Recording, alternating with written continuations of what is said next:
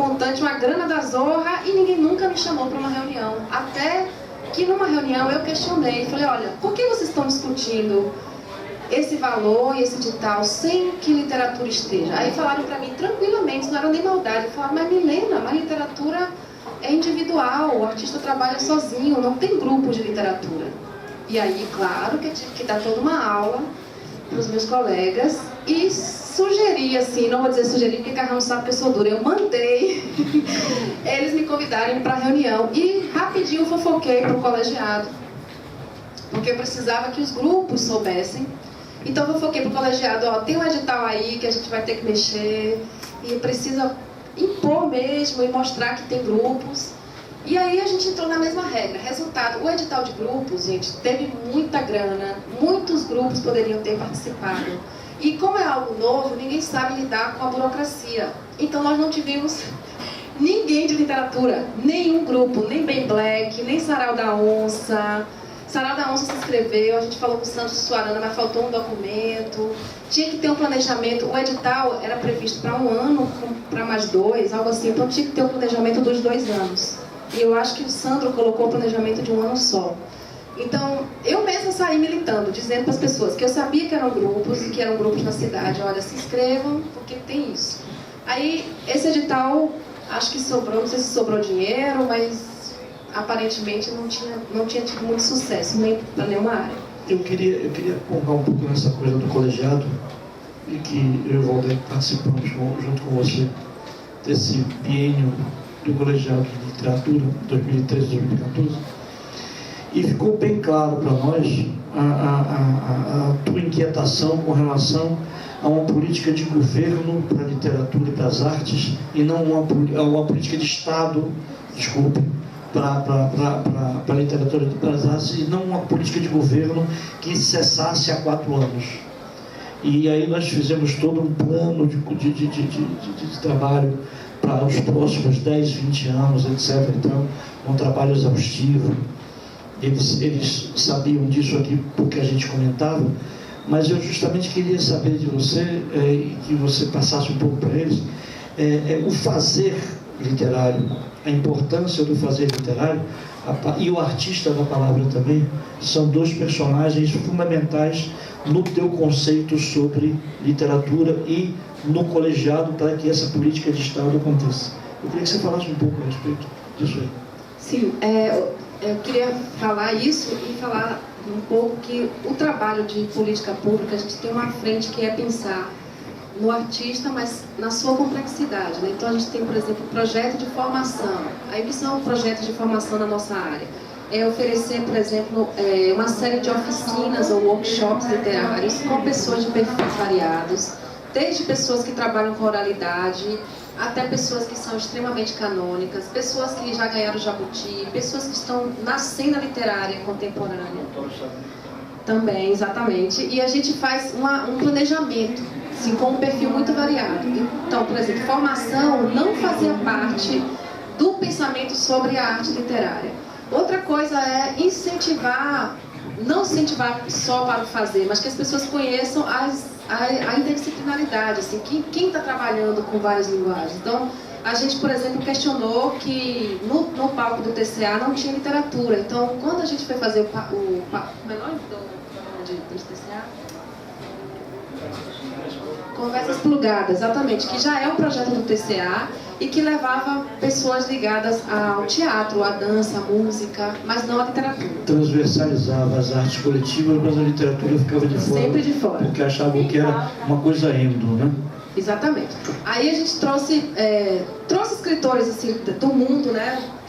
Da cena maior de língua portuguesa, como Mia Couto, Agualusa, mas a gente também trouxe brasileiros que trabalham com literatura e outras vertentes. A gente trouxe, por exemplo, o Sérgio Vaz, que foi o criador da Cooperifa, e trabalha uma literatura que tem a ver muito com sarau, assim, uma produção que é viva, vem da periferia, da favela mesmo. A gente trouxe José Miguel Wisnik, que trabalha música e literatura também. A gente trouxe Eliane Brum, que é escritora e também jornalista. A gente trouxe uma série de artistas. E aí, essa ideia. Então foi um pouco por aí. Depois a gente fez um percorrido pelo interior da Bahia para fazer uma espécie de mapeamento, que não é bem assim, para saber que focos haviam de literatura. Aí eles saíram os 27 territórios das artes, sim, que hoje caracterizam um polo de produção das artes da Bahia, é isso? Quando a gente fala, porque a gente fala da territorialização, do calendário das artes. Exatamente. Vocês fizeram uma caravana para mapear esses 27 territórios. Exatamente. E aí eu chego no colegiado. Quando a gente viajou para o interior, todo mundo da equipe se deu conta que ninguém sabia o que era FUNSEB, nem que as pessoas do interior podiam acessar os mecanismos, os editais, não sabiam como fazer, nunca tinham ouvido falar em projeto, não sabiam que podiam resgatar histórias deles, a literatura deles, o fazer deles. Então a gente foi percebendo a necessidade de que houvesse um fórum de representação diversa do estado da Bahia. E esse colegiado, eu falo a FUNSEB porque foi a primeira fundação que implementou os colegiados. Então a gente aproveitou o segundo momento da itinerância, a segunda caravana, e já fomos fazendo grupos de trabalho para cada grupo, em cada município que nós visitássemos, tirasse dali um representante para que a gente convidasse para vir a Salvador, para começar a formar a comissão eleitoral do primeiro colegiado. Que eu vou falar, eu trouxe para vocês aqui um folheto que está sendo distribuído aí, porque qualquer um de vocês não só pode, como deve se cadastrar ou como eleitor ou como candidato.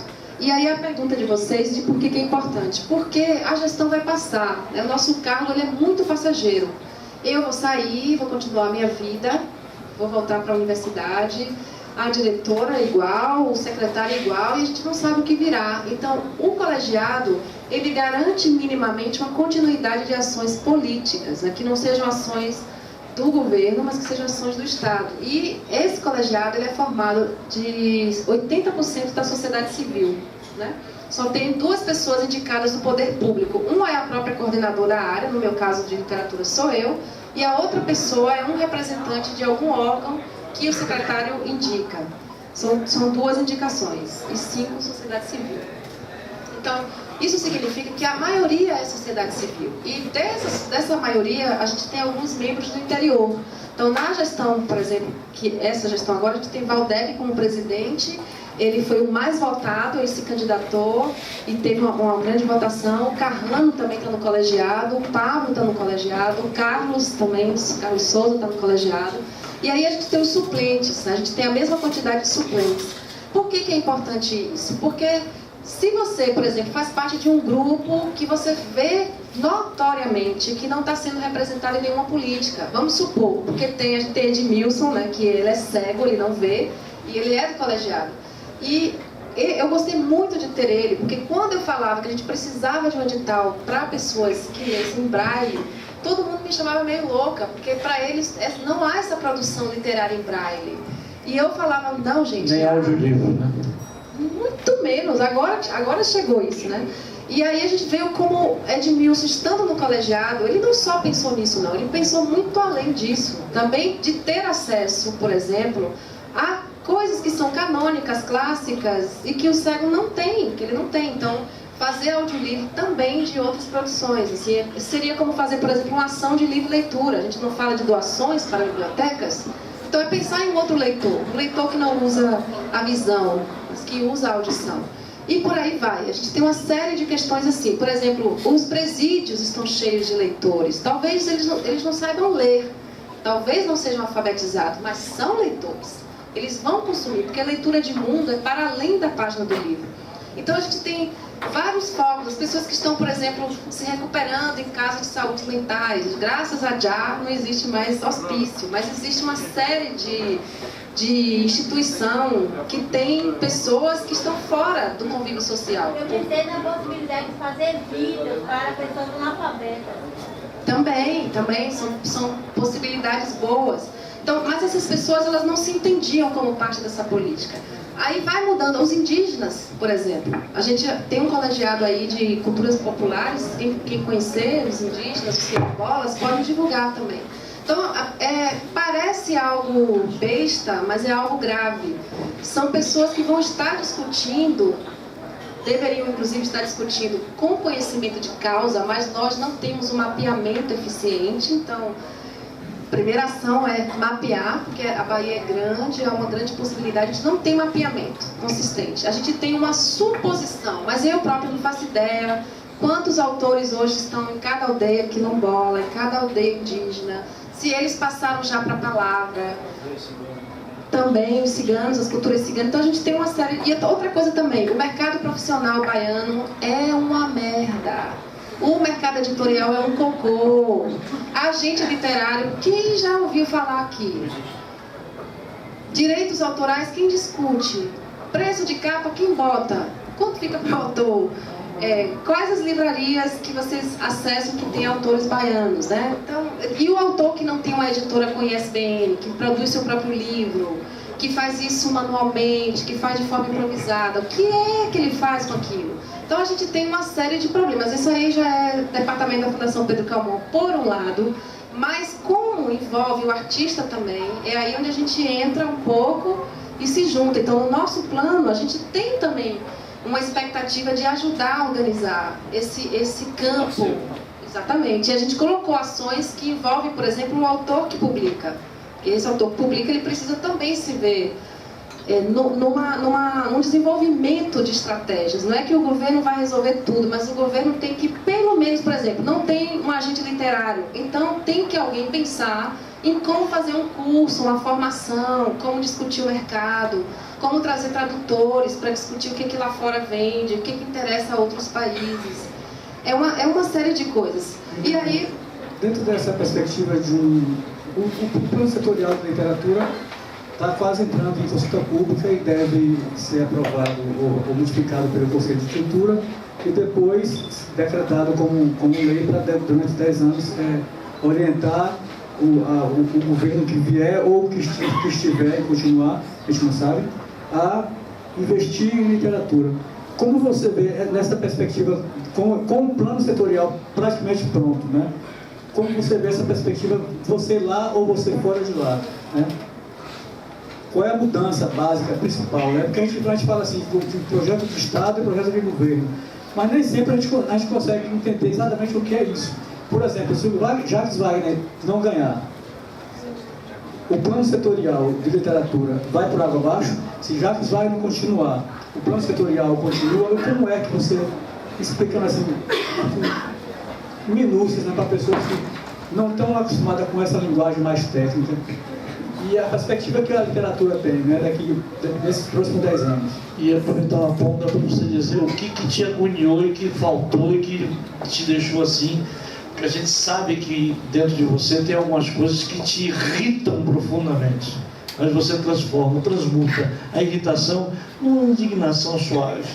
Mas eu sei que essa indignação existe, então o que faltou também nessa pergunta de Valdec, porque para a gente poder encerrar. Tá bom.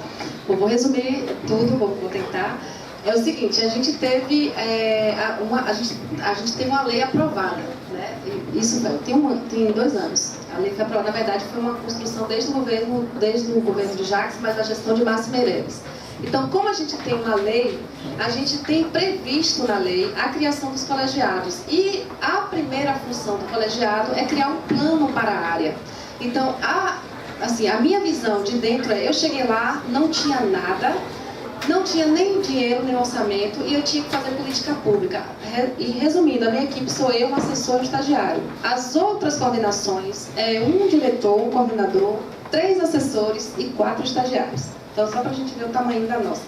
E aí, o que acontece? O plano tem pelo menos as diretrizes, as metas e quais são as áreas, as principais áreas, onde o governo deve investir o seu esforço, o seu orçamento e a sua frente de trabalho. Não significa que quem entrar tenha que pegar tudo ali e colocar em prática, mas vai ser obrigado a planejar a partir daquele plano. Então é um leque que a pessoa tem, e aí cada um tem sua maneira de trabalhar. Tem pessoas, por exemplo, que vão preferir pegar a parte do plano que seja mais fácil de lidar burocraticamente, porque a burocracia é uma merda também. A gente lida com ela para tudo. Imagine você ter que fazer um contrato com alguém que é do interior, que não lê, que não escreve, que não tem conta de banco. Você passa 1 mês e meio, 2 meses, quando o seu prazo é 1 semana. Então a gente tem uma burocracia. O gestor, ele vai atender a essa política pública a partir daquelas diretrizes ali. E a depender do gestor, ele pode escolher para um lado e não para o outro. Aí o que faz? O colegiado se pronuncia. O colegiado pressiona, aperta e vai provar que está no plano. Esse plano vai ser votado. Vocês todos vão ter que, deveriam pelo menos, acessar o plano. Se vocês discordam, a hora de colocar é naquele momento que está em consulta pública. Porque uma vez aprovado e promulgado por lei, esse plano vai ficar aí 10 anos rodando na Bahia. Não vai ter para onde correr. Então, é um plano que tem que ser visto com muita objetividade. Em 10 anos, é possível fazer tudo isso?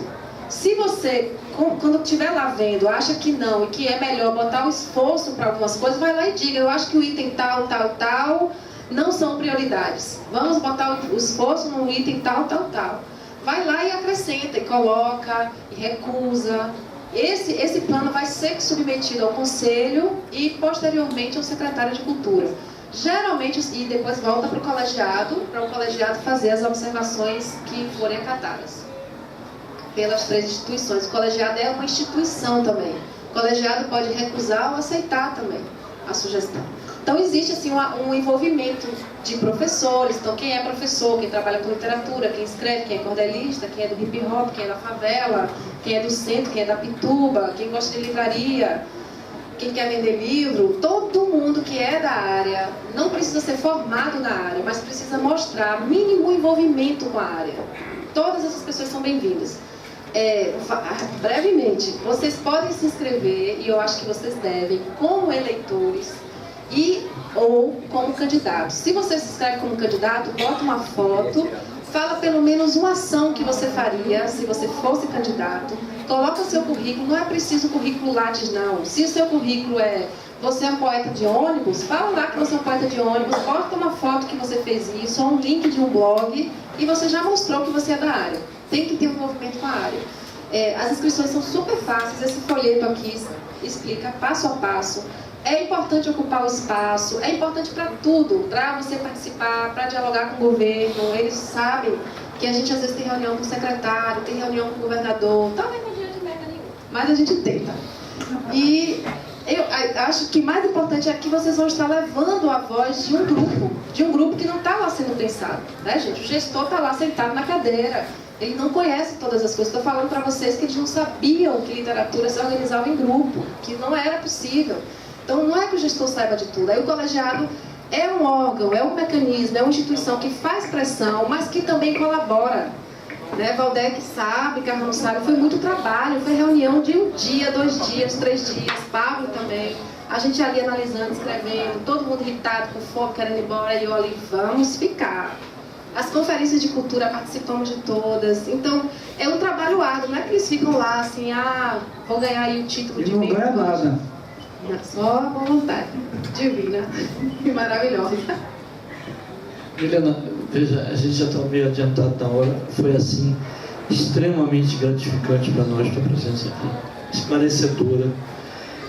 Votem no colegiado, nos parceiros que se candidatarem.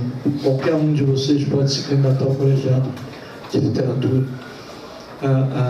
Incentivem os seus parceiros a serem candidatos, para que a gente possa continuar com a representatividade que Carlos, que Pablo, que Valdec, que eu e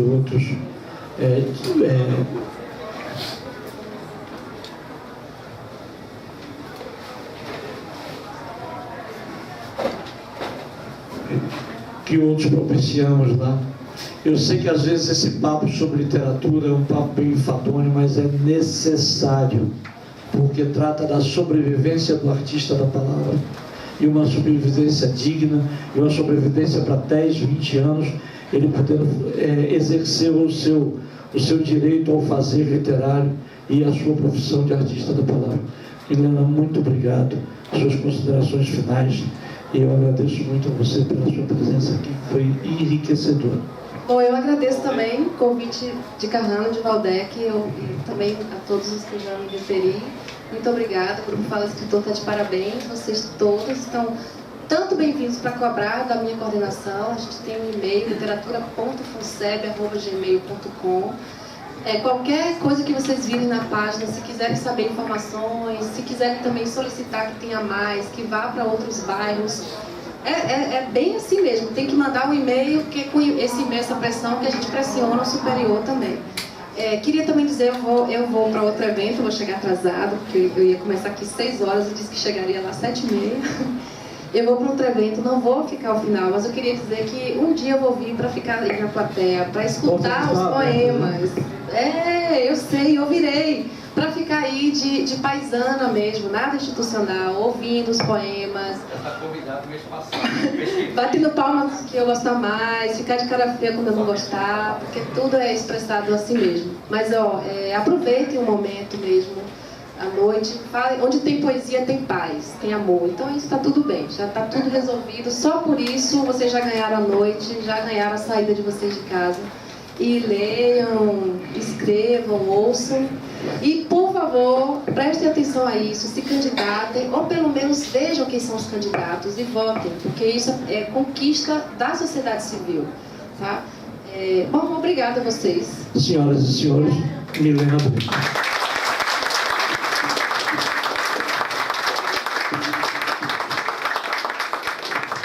Queria aproveitar para registrar aqui que está sendo feito um projeto chamado Boca de Brasa nos bairros de Salvador, e hoje eu, que sou oficineiro de literatura e de criação literária desse projeto, estou aqui com 3 alunos que terminaram a oficina hoje. Por favor, Lene levanta, Camilo levanta, Gil levanta.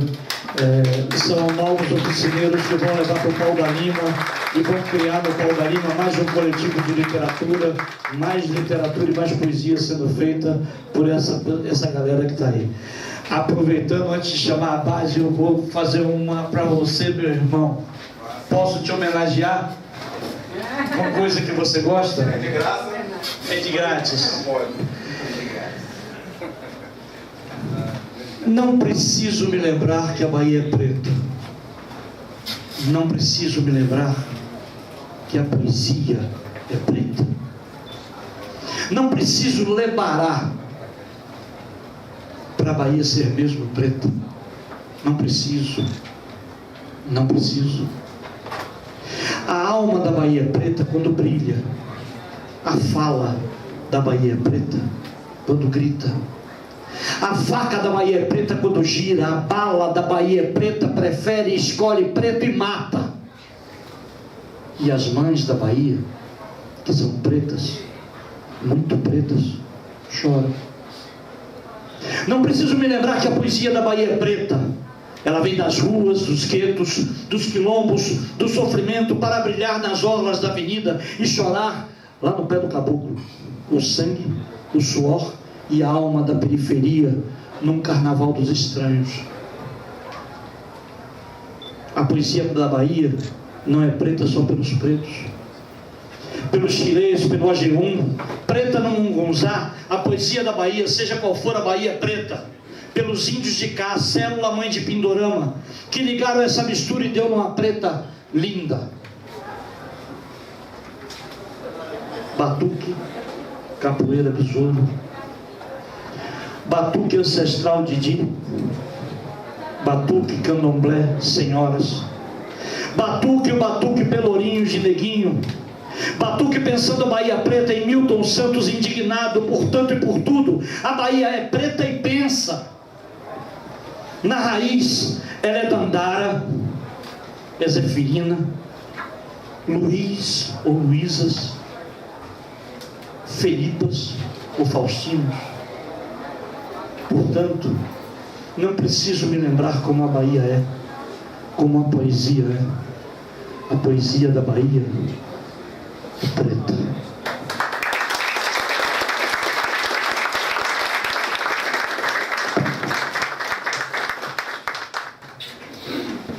Sou brasileiro nato.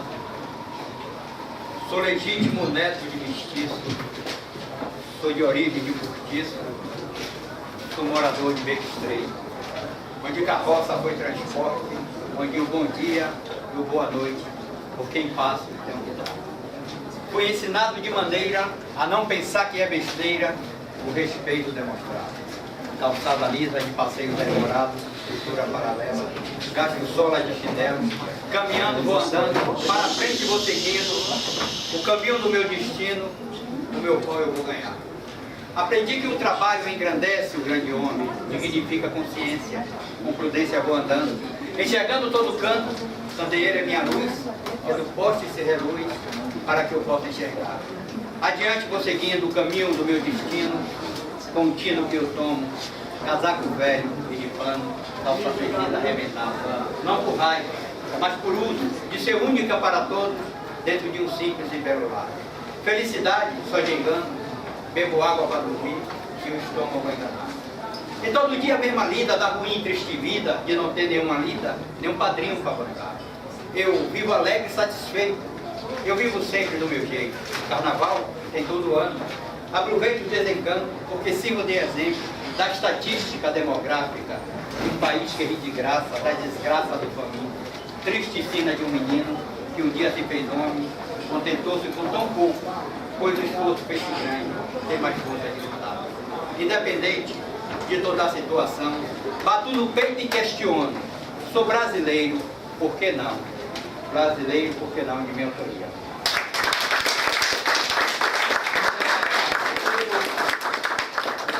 O inimigo, o canalha, o sacana, quando lhe toma por inimigo, até sua sombra ele persegue.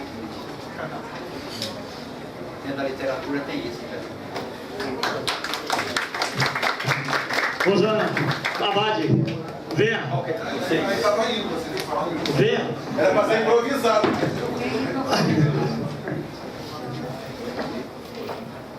Quem é você?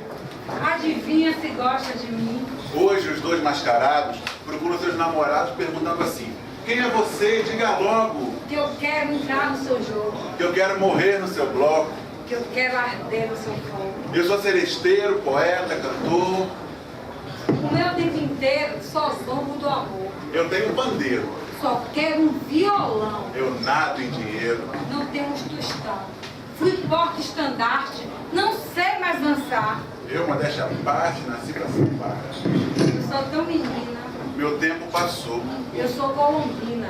Eu sou peru, mas é carnaval. Não me diga mais quem é você. Amanhã tudo volta ao normal. Deixa a festa acabar, deixa o barco correr. Deixa o dia raiar que hoje eu sou da maneira que você me quer. O que você lhe pedir, eu dou. Seja você quem for. Seja o que Deus quiser. Seja você quem for. Seja o que Deus quiser. Seja você quem for. Seja o que Deus quiser. Você me conhece? Não conheço, não. Ah, como fui bela. Tive grandes olhos que a paixão dos homens fazia maiores, fazia infinitos.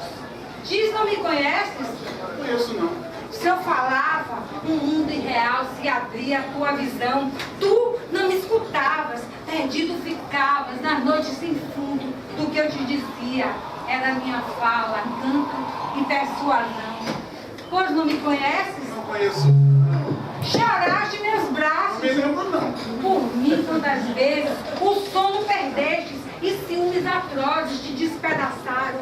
Por mim, quantas vezes, quase tu mataste, quase te mataste, quase te mataram. Agora me fitas e não me conheces? Não conheço, não. Conheço que a vida é sonho, ilusão. Conheço que a vida é traição. Esquece nosso amor, vê se esquece. Porque tudo no mundo acontece. E acontece que já não sei mais amar. Vai chorar, vai sofrer, e você não merece. Mas isso acontece. Fique à vontade, se um dia a vontade não mais imperar. Não espere o caos para, enfim do cais, decidir partir. Antes de tudo, pare. Repare. Reparta em mim o que ainda resta. Naco, reste, a nuvem, o pó. Esse fragmento manterá o sustento de algo mais forte. Sentimentos transformados necessitam cuidados. indicam outros nortes. Não culpe a mim, a ti, a nós, se a chama que outrora aquecia o peito, vem calando a voz. Até mesmo o sol traz em céu o poente. Até mesmo a luz escurece displicente.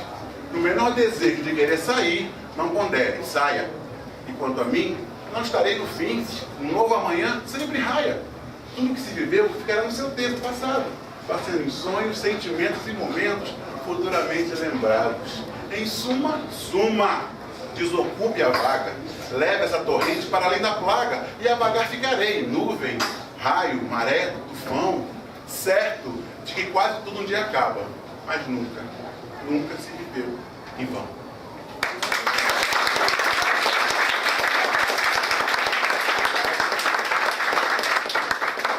Música de Chico Buarque, né? Noite Mascarados, poema Mascarada de Manuel Bandeira, e o poema Fique à Vontade, de minha autoria. Essa belezura que quadra, né? E continuando o sarau, vamos chamar Simédia. Que ideia! Que ideia! Não lembrar do nome sem ideia. Que ideia! Dessa agora vai ficar difícil. Não! Gente, ela não é uma Simédia, ela é daqui. Olha, eu não falei muito, por favor, sem ser. Você pode de novo. Não, ninguém viu. Tá, Ó, depois você edita, por favor, essa parte da gravação. Como é que é o nome dela? E agora... Como é o nome dela? Semideia sentimental. Como é? Semideia sentimental. Repete. Semideia. Eu aceito. Bem, gente, continuando o sarau, teremos agora a grande participação de Semideia Sentimental.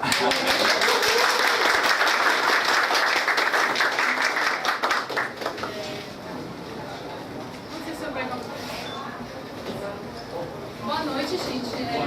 Meu nome já foi dito, né? Aquelas crianças que estavam aqui fazem parte do sarau da biblioteca Monteiro Lobato, né? E lá eu coordeno com um pouco junto com uma outra colega, Fabiana. Vão lá vê-los, né? Todo último domingo do mês, tá? 11 horas da manhã. A gente começa, mas abre 9 horas, então todo mundo vai chegando. Tem um chá também cultural, que é feito por Renata, Rimena e outros convidados, sempre tem coisas boas. Então, todo último domingo do mês, a partir das 9 horas, vocês podem ir lá, estão todos convidados, tá? Isso aqui que eu vou declamar, recitar, não sei se, né, consigo tão bem quanto eles, né? De minha autoria, chama-se Despertando-se. Despertando-se, você despertará. Apoiando, você receberá todo o brilho que a luz pode trazer, e assim conseguirá fazer tudo que um dia sonhou, tudo em que acreditou, a luz fará florescer. Tudo que um dia sonhou, tudo em que acreditou, a luz fará florescer. Despertando-se, você despertará. Despertando-se, você despertará. Despertando-se, você receberá todo o brilho que a luz pode nos dar, e assim terá como ajudar. Despertando-se, você despertará.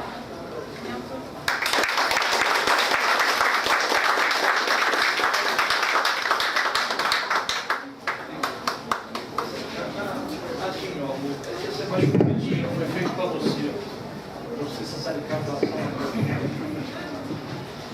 Eu quero registrar a presença de Tássio Revelar, é o poeta Tássio Revelar, Milene Tahira e o lindo Luan.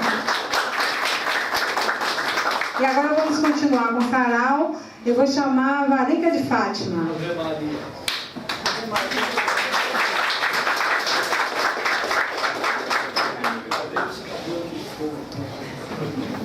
Obrigada, viu, gente? Olha, hoje talvez eu vou desabafar um pouquinho.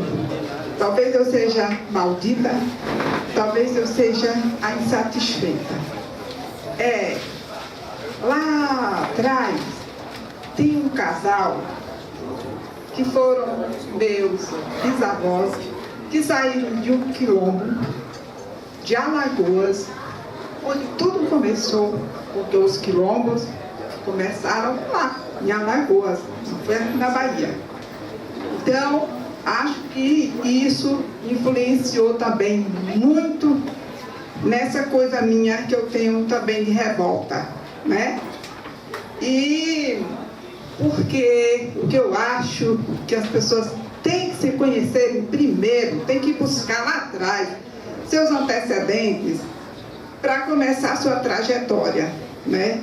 Se você não conhece a si, é difícil, sabe, a caminhada. Também quero hoje aqui comunicar que hoje, que eu completei agora, nesse mês de agosto, no final do mês de agosto, 30 anos de carreira como artista, entre 3 áreas, que é teatro, dança e a literatura não, porque a literatura está lá no meu blog, vocês podem ir e olharem. Bom, e isso para mim foi uma vitória, né?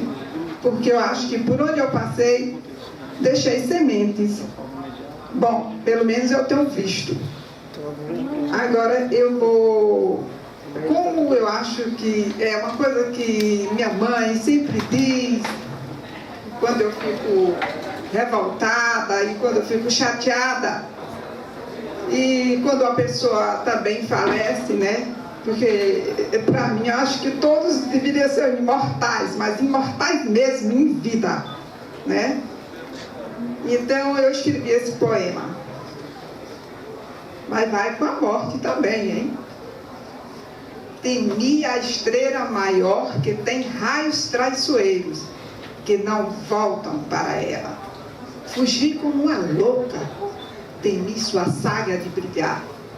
A certa luminosidade que soltam raios vampiros dos seus lábios, um amargo que extrai nosso rubor.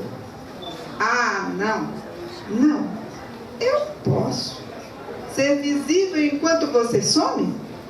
Eu vejo o mundo sem gentileza, eu vejo os homens que matam e comem.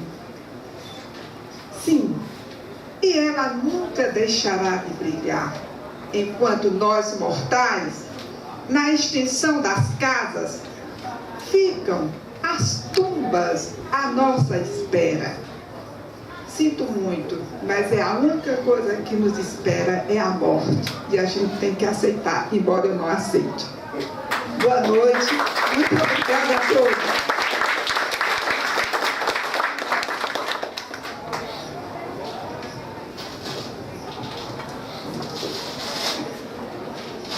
Vamos continuar o sarau, chamando Pablo Rios.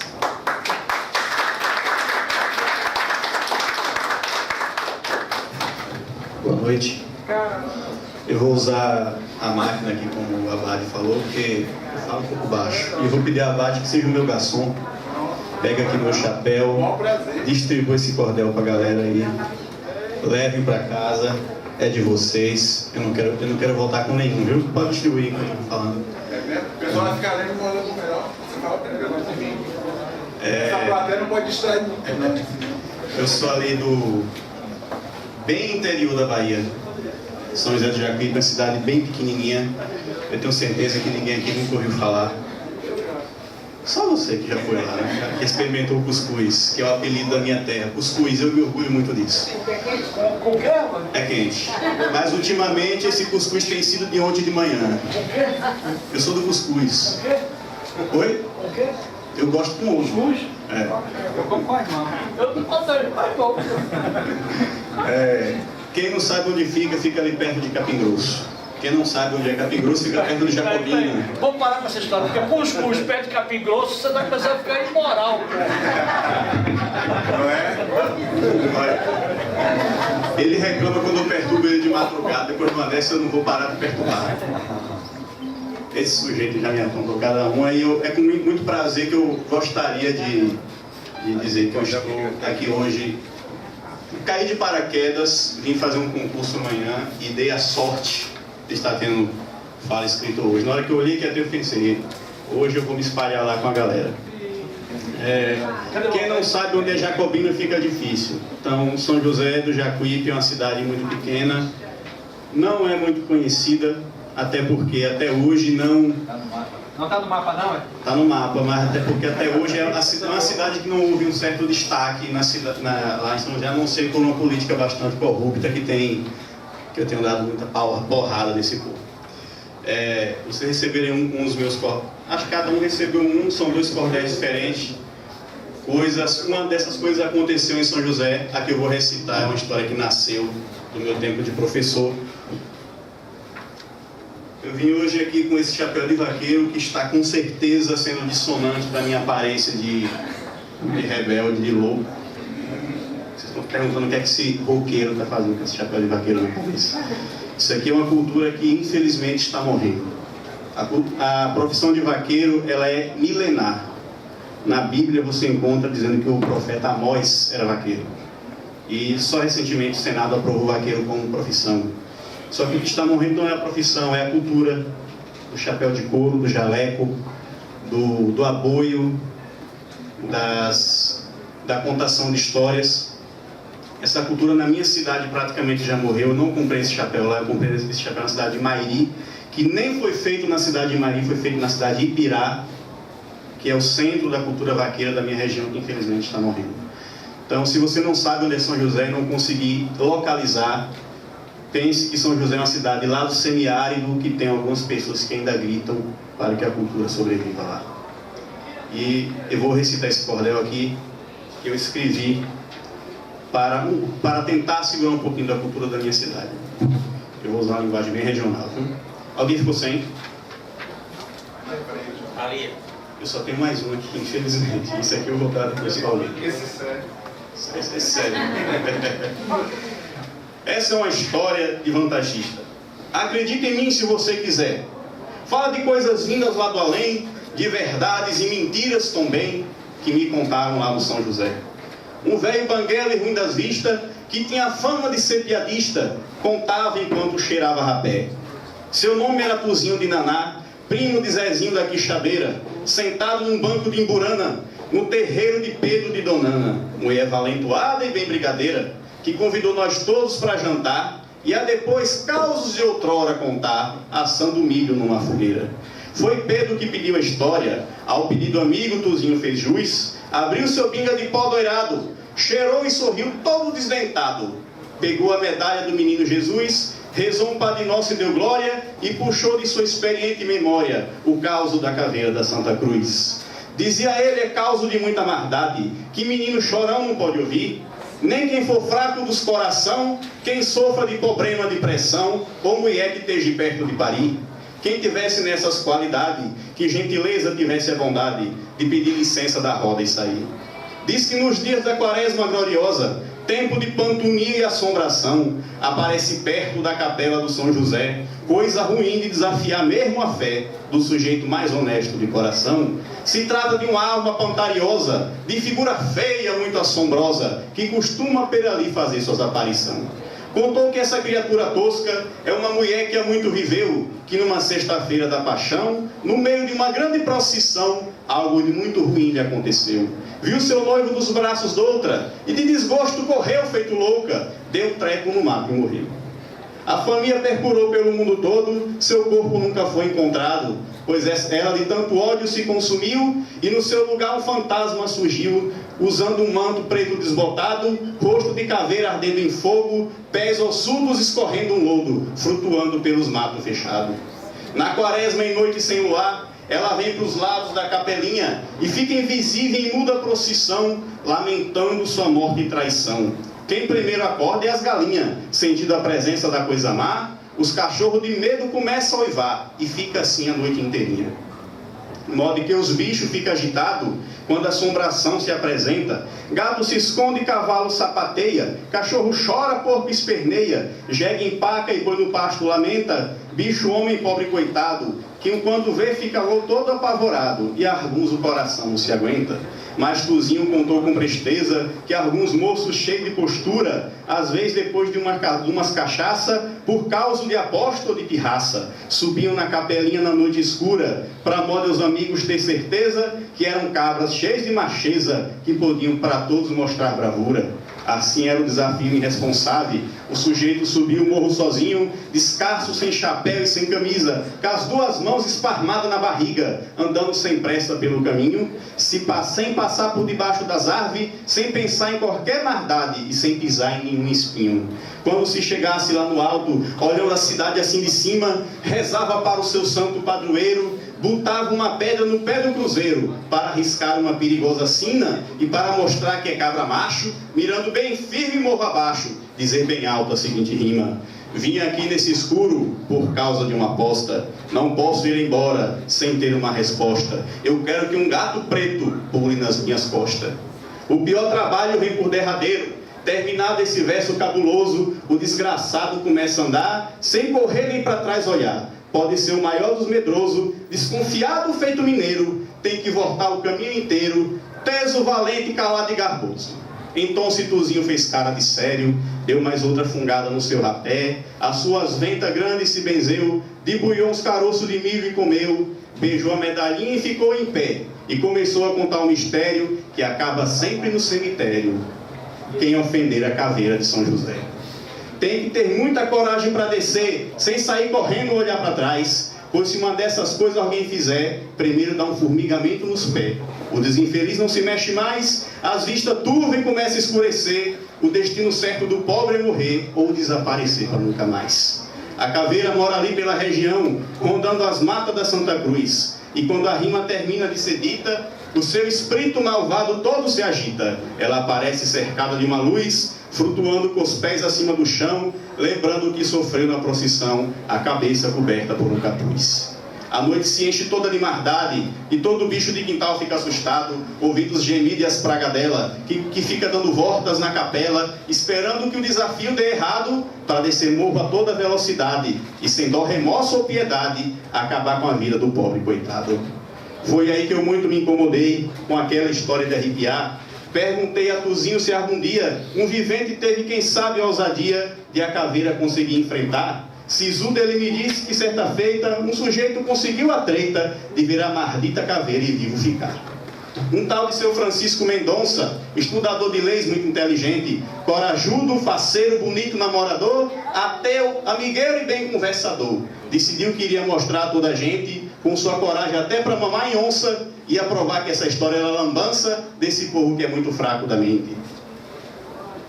Na próxima sexta-feira da Paixão, era a primeira noite de lua nova, chamou seus parceiros ao pé do morro, dizendo a eles mais outra vez de novo: a caveira é mentira e eu dou a prova. Tirou os sapatos, o chapéu e o blusão, na barriga esparmou as duas mãos e foi subindo lento todo prosa. Quando ele chegou lá em cima, mesmo sendo ateu, ele rezou, botou a pedra no degrau do cruzeiro, subiu na beira do passeio todo faceiro, abriu os braços e para a cidade se voltou.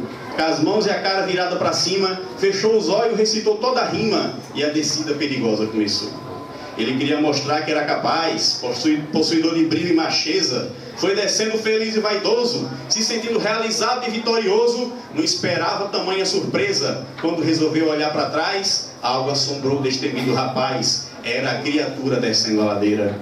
Francisco Mendonça saiu na carreira, ao ver coisa ruim na sua direção, chamou pela mãe, pai, avô e avó. E sendo ateu, gritou por Deus, veja só. Via olhos brilhando na escuridão. Vai-te embora, caveira, maldita caveira. Gritava chorando e descendo a ladeira dos amigos chamando a atenção. Mas para a sorte dele acabou o perigo, pois o bicho feio mudou sua atenção, voltou para o alto da capela antiga, sumiu, foi cuidar da sua vida, enquanto o moço caía duro no chão, depois de tropeçar em um dos amigos, que com os outros se acabava no riso, chamando Francisco de cagão. Pobre rapaz estudado e inteligente, quis se passar por muito destemido, saiu dali todo envergonhado, sujo, humilhado, mijado e cagado. De sua pirraça totalmente arrependido, nunca mais ia olhar na cara da sua gente, nem se fazer de corajoso e valente, pois da caveira ele havia fugido.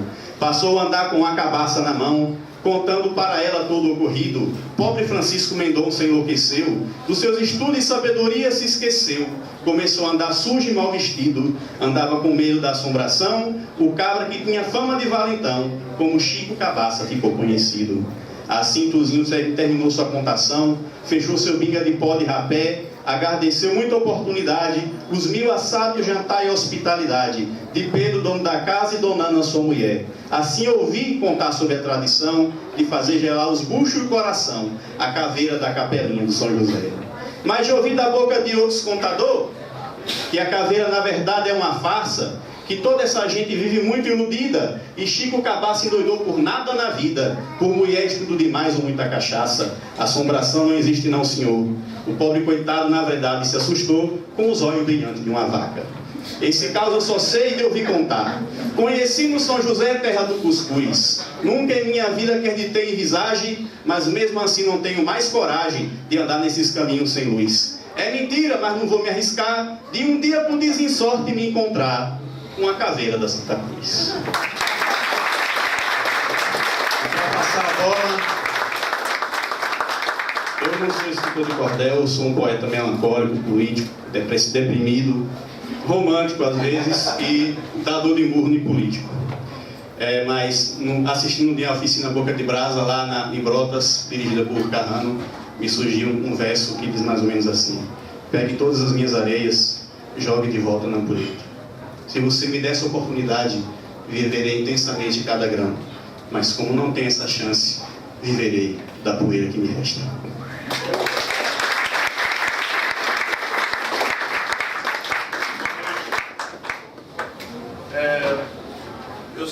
Eu acho que eu tenho uma missão comigo, que é representar a poesia dos guetos. A poesia que me representa é a poesia que eu tenho que representar. Mas sempre antes de começar, eu resolvi agora fazer um poema sem papel. Esse aqui é o com papel, vamos fazer o sem papel para ver se eu acerto. Eu nunca deixei recitar sem papel em minha vida, gente. Eu canto, encantos. Eu canto porque o instante existe e a minha vida está completa. Eu não sou alegre nem sou triste, sou poeta.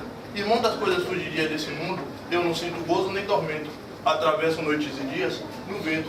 Se desmorono, se edifico, se permaneço, me desfaço, não sei. Eu não sei se fico ou passo. Eu sei que canto, e a canção é tudo. Tem de sangue aberto a asas ritmadas. E no fim eu estarei mudo. Mais nada. Cecília Meirelles.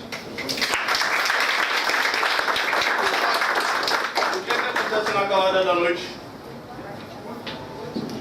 Na calada da noite, tudo pode acontecer, onde filho chora e mãe não vê. Infelizmente, não foi diferente. Caiu um filho da favela, um mano da gente. A noite estava linda, a brisa do céu caía sobre o olhar atento de Deus que pairava na periferia. Na volta pra casa, quem disse que ele chegou? Teu corpo foi ao chão, teu sangue a terra regou. Ele tinha vários sonhos para realizar, ver seu pivete crescer, estudar, se formar, mas o destino foi irônico. E ali ele parou, as estrelas lhe cobriu. Hoje seu espírito descansa ao lado direito do Senhor. Sua mãe, muito triste, fez um lamento. Oh meu Deus, eu não aguento com tanto sofrimento. Mãe, para de chorar, já tô em outros planos a descansar.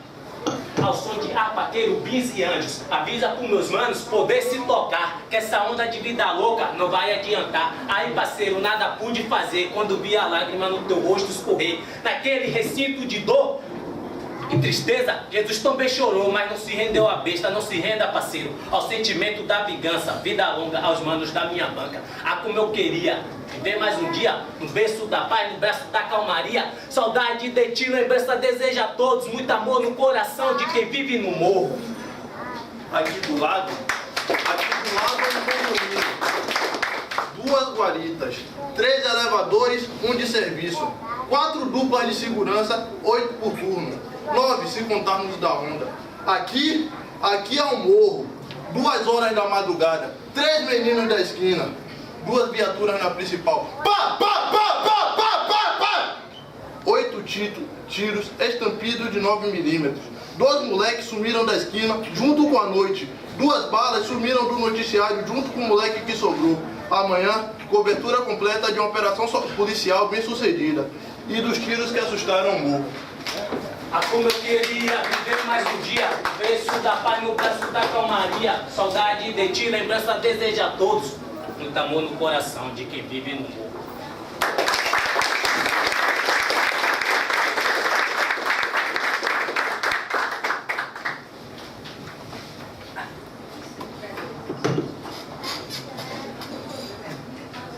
Para fechar esse bloco, né, do sarau, eu vou chamar Josué Ramiro Ramalho.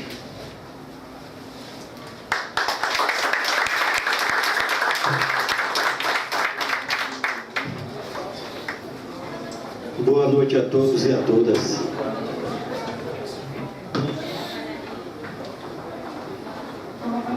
Muito bom ver vocês assim. Vou declamar 2 poemas que tem no Brasil. E o primeiro é o Fugaz. Vem de mim esta irrefreável vontade louca de te amar. E sei que sou assim tão cheio de amor, incapaz de me fazer controlar. Arranca de tua imaginação o poderio de me fazer sofrer.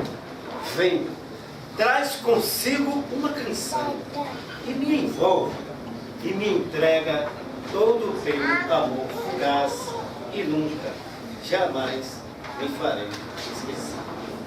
Uma poesia,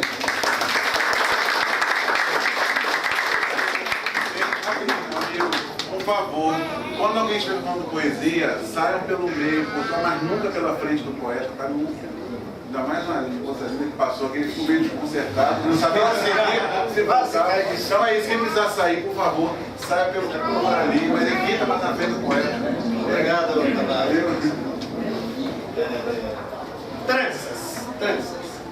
A menina, no balanço da cidade, trança. Fiz com as grades do delírio e dança. E salta em círculos de inocência dúbia. Dessa face lépida, brota uma rosa. E o sorriso rútilo que incendeia as ruas, lúdico serpenteia por entre as casas. Então, os olhares vestem-se de asas, pois quando ela passa já está semi-nua. E dentro de todo mulher, quase uma criança. Há um tempo volta, ao mesmo tempo avança, e nesse bom percurso, sua forma aflora. De um lado, um anjo de pureza exata, e um demônio a quem desacata, pirraça e ofende, e se faz senhor. Viva a poesia!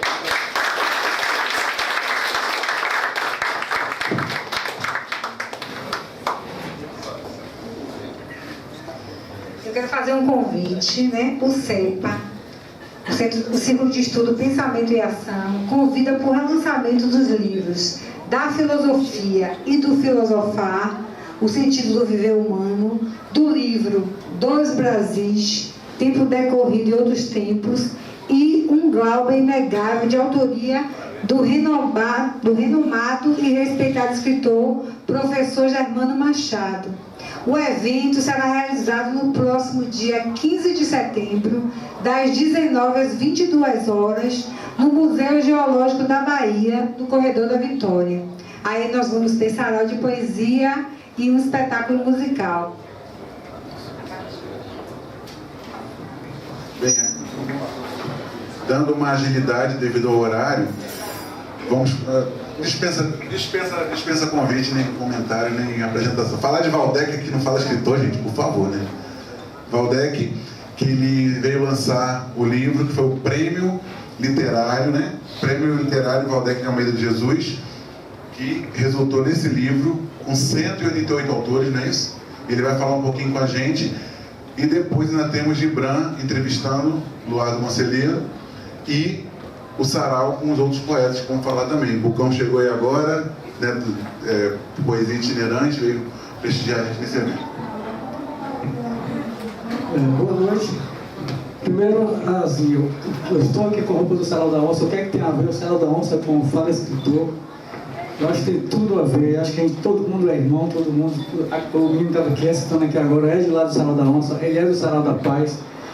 Estamos ali com o Luar Conselheiro, que é cantador, é músico, é escritor, é poeta, investigador. Vai estar no Caruru dos Sete Poetas, lá em Cachoeira. O Gibran Multimídia, a gente não tem nem como definir, que é poesia falada, cantada, soprada, brincada, orquestrada, enfim. Eu acho que a gente tem que misturar tudo, né?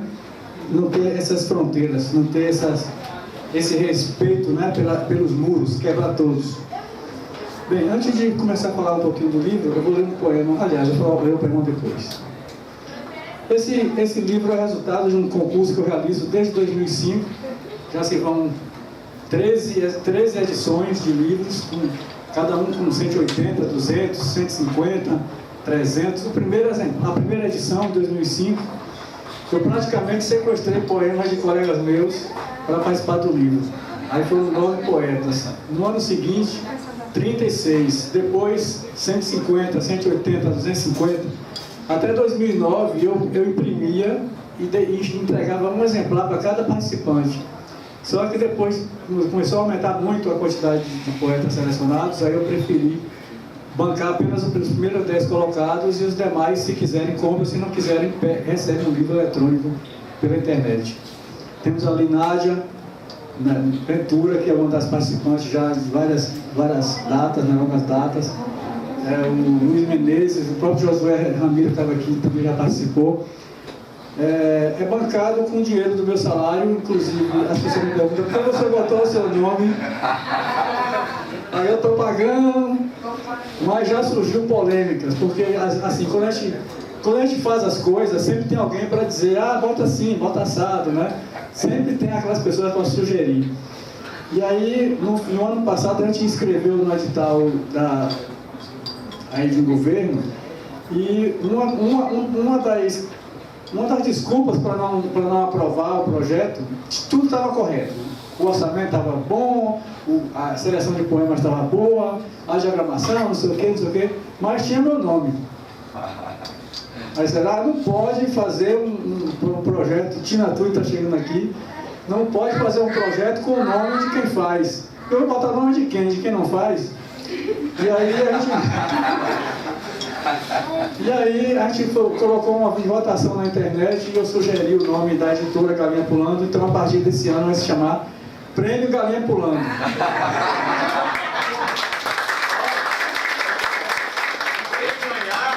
Literalmente receber a galinha pulando. Mas eu vou continuar pagando, vou continuar organizando. Tem uma equipe de pessoas que selecionam os poemas, que fazem a leitura, fazem a seleção. O ano passado foram mais de 80 pessoas que ficaram de fora do livro. Então não é assim, mandou, entrou. Não é a casa da mãe Joana, enfim. Sempre tem um critério, e o critério não sei o que defino, é quem lê esses textos, quem escolhe. A gente lança esse livro nas principais bienais do livro do Brasil: Minas Gerais, São Paulo, Bahia e Rio de Janeiro. A gente já lançou na Félix Quié, Festa Literária do Sertão de Jiquié. A gente vai para a Flica, a gente leva lá e sai pelos bastidores. A gente não é convidado principal, mas nos corredores a gente pode fazer o que a gente quer, né? Aqui já é figurinha carimbada aqui para escritor.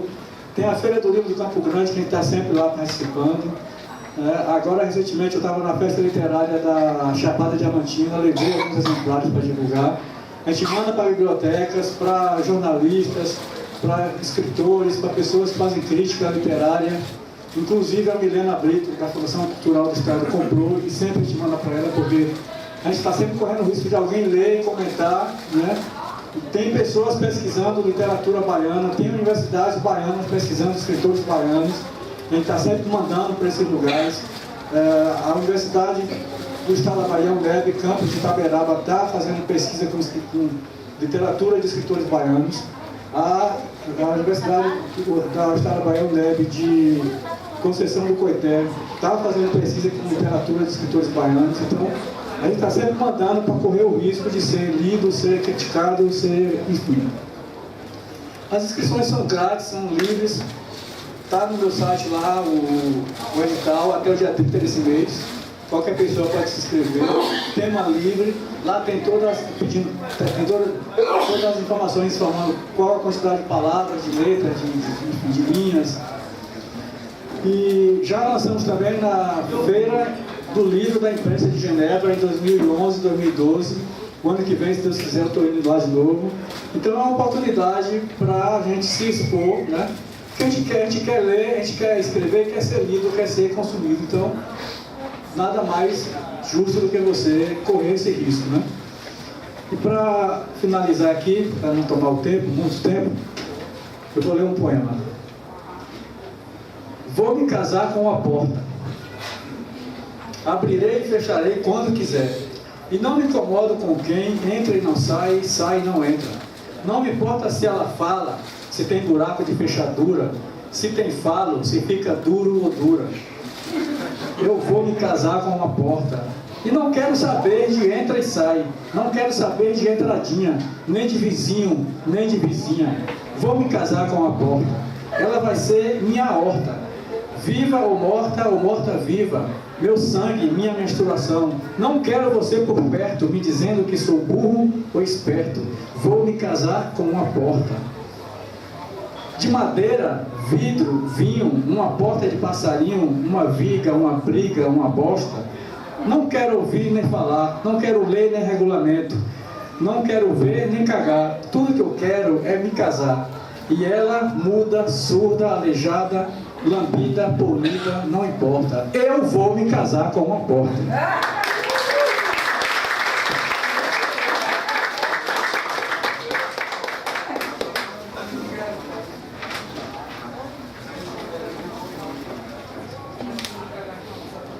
Vamos continuar com o sarau. Eu vou convidar o Fátima, o Célio. Tem como botar o CD aí, minha gente? Eu já sou conhecida como... É porque eu sou mais cantora do que poeta. Do que poetia. É o seguinte, minha gente. Tem como colocar? Não tem, não. Até o jeito eu ler, né? Como poesia. Aí eu leio capela. Eu vou cantar a capela aqui, mas eu não sei se eu lembro da capela toda aqui, ó. Essa poesia. Boa noite, viu, minha gente? Olha, quando eu não estou aqui, algumas pessoas que já me conhecem, mas quando eu não estou aqui é porque eu estou cuidando de 4 filhos, 4 netos e uma nora. É o seguinte, esse aqui eu sempre digo que é o lugar maravilhoso que eu tenho para mim. Estava falando isso com meu filho Marcelo, que me acompanha de vez em quando no estúdio, né?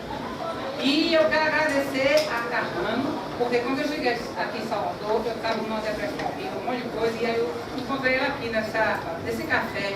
Aí eu falei assim, vem cá, você sabe de algum lugar que é onde os poetas se encontram, tal, e tal? Só olha aqui, aí ele me indicou esse espaço, né? E aí, desde sempre eu gosto, eu estou em Salvador, eu venho pra cá.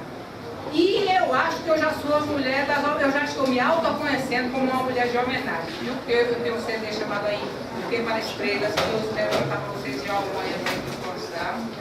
E eu fiz uma homenagem esse ano a Vinícius de Moraes, fiz outra do Dorival Caymmi, tive um prazer enorme porque eu entreguei ao filho dele, né? Danilo Caymmi, que esteve no Hotel Bahia, né? No final, quando eu entreguei, para levar para a Nana.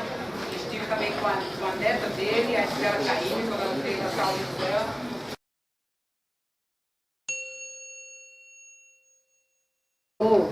Todo mundo da equipe se deu conta que ninguém sabia o que era FUNSEB, nem que as pessoas do interior podiam acessar os mecanismos, os editais, não sabiam como fazer, nunca tinham ouvido falar em projeto, não sabiam que podiam resgatar histórias deles, a literatura deles, o fazer deles. Então a gente foi percebendo a necessidade de que houvesse um fórum de representação diversa do estado da Bahia. E esse colegiado, eu falo a FUNSEB porque foi a primeira fundação que implementou os colegiados. Então a gente aproveitou o segundo momento da itinerância, a segunda caravana, e já fomos fazendo grupos de trabalho para cada grupo, em cada município que nós visitássemos, tirasse dali um representante para que a gente convidasse para vir a Salvador, para começar a formar a comissão eleitoral do primeiro colegiado. Que eu vou falar, eu trouxe para vocês aqui um folheto que está sendo distribuído aí, que qualquer um de vocês não só pode, como deve se cadastrar ou como eleitor ou como candidato. E aí a pergunta de vocês de por que é importante. Porque a gestão vai passar, né? O nosso cargo ele é muito passageiro. Eu vou sair, vou continuar a minha vida, vou voltar para a universidade, a diretora é igual, o secretário é igual, e a gente não sabe o que virá. Então, o colegiado, ele garante minimamente uma continuidade de ações políticas, né? Que não sejam ações do governo, mas que sejam ações do Estado. E esse colegiado ele é formado de 80% da sociedade civil, né? Só tem 2 pessoas indicadas do poder público. Uma é a própria coordenadora da área, no meu caso de literatura sou eu, e a outra pessoa é um representante de algum órgão que o secretário indica. São 2 indicações, e 5 sociedade civil. Então, 2013, 2014, e ficou bem claro para nós a tua inquietação com relação a uma política de governo para a literatura e para as artes, e não uma política de Estado, desculpe, para a literatura e para as artes, e não uma política de governo que cessasse há 4 anos. E aí nós fizemos todo um plano de trabalho para os próximos 10, 20 anos, etc. Então, um trabalho exaustivo. Eles sabiam disso aqui porque a gente comentava, mas eu justamente queria saber de você, que você passasse um pouco para eles, o fazer literário, a importância do fazer literário, e o artista da palavra também, são 2 personagens fundamentais no teu conceito sobre literatura e no colegiado para que essa política de Estado aconteça. Eu queria que você falasse um pouco a respeito disso aí. Sim, eu queria falar isso e falar um pouco que o trabalho de política pública, a gente tem uma frente que é pensar no artista, mas na sua complexidade, né? Então a gente tem, por exemplo, projeto de formação. Aí são projetos de formação na nossa área. É oferecer, por exemplo, uma série de oficinas ou workshops literários com pessoas de perfis variados, desde pessoas que trabalham com oralidade, até pessoas que são extremamente canônicas, pessoas que já ganharam Jabuti, pessoas que estão na cena literária contemporânea. Também, exatamente. E a gente faz um planejamento, assim, com um perfil muito variado. Então, por exemplo, formação não fazia parte do pensamento sobre a arte literária. Outra coisa é incentivar, não incentivar só para o fazer, mas que as pessoas conheçam a interdisciplinaridade. Isso significa que a maioria é sociedade civil. E dessa maioria, a gente tem alguns membros do interior. Então, na gestão, por exemplo, que essa gestão agora, a gente tem Valdec como presidente. Ele foi o mais votado, ele se candidatou e teve uma grande votação. O Carrano também está no colegiado, o Pablo está no colegiado, o Carlos também, o Carlos Souza está no colegiado. E aí a gente tem os suplentes, né? A gente tem a mesma quantidade de suplentes. Por que é importante isso? Porque se você, por exemplo, faz parte de um grupo que você vê notoriamente que não está sendo representado em nenhuma política, vamos supor, porque a gente tem Edmilson, né, que ele é cego, ele não vê, e ele é do colegiado.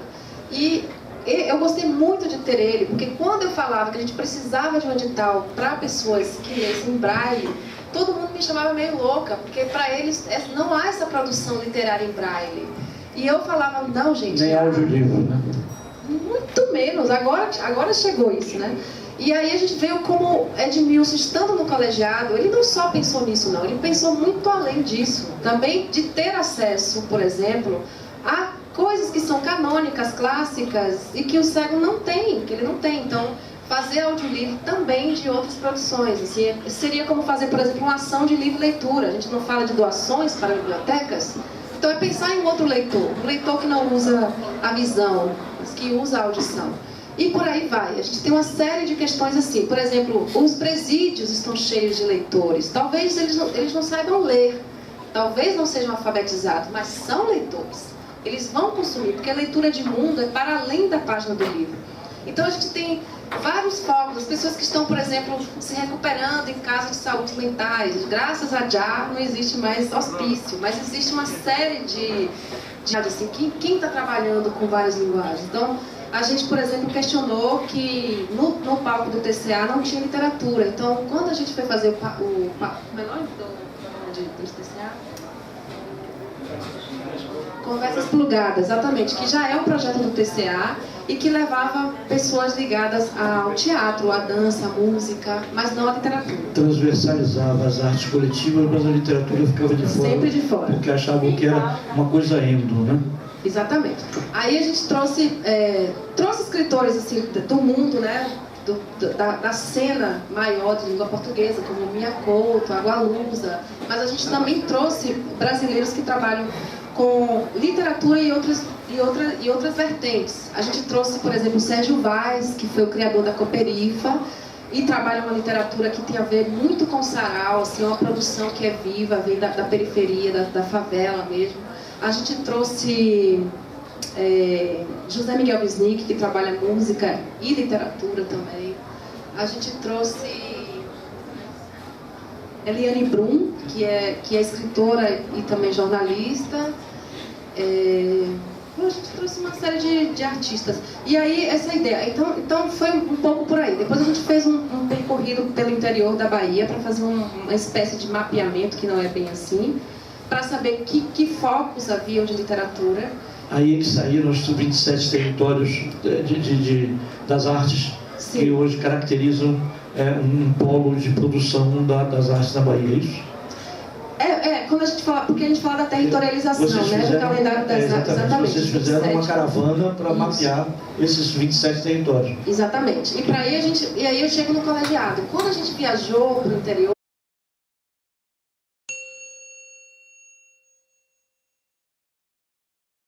montante, uma grana da zorra, e ninguém nunca me chamou para uma reunião. Até que numa reunião eu questionei, falei, olha, por que vocês estão discutindo esse valor e esse edital sem que literatura esteja? Aí falaram para mim tranquilamente, não era nem maldade, falaram, mas Milena, a literatura é individual, o artista trabalha sozinho, não tem grupo de literatura.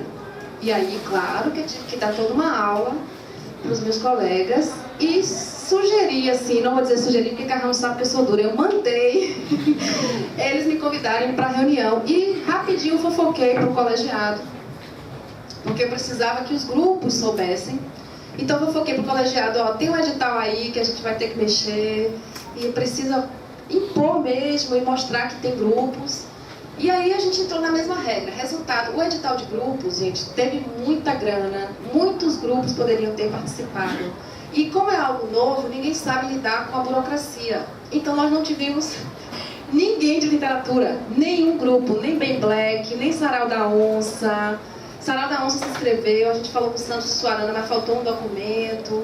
Tinha que ter um planejamento, o edital era previsto para 1 ano, para mais 2, algo assim. Então tinha que ter um planejamento dos 2 anos. E eu acho que o Sandro colocou o planejamento de 1 ano só. Então, eu mesma saí militando, dizendo para as pessoas que eu sabia que eram grupos, e que eram grupos na cidade, olha, se inscrevam, porque tem isso. Aí, esse edital, acho que sobrou, não sei se sobrou dinheiro, mas aparentemente não tinha tido muito sucesso, nem para nenhuma área. Eu queria focar um pouco nessa coisa do colegiado, e que eu e o Valdeir participamos junto com você desse biênio do colegiado de literatura.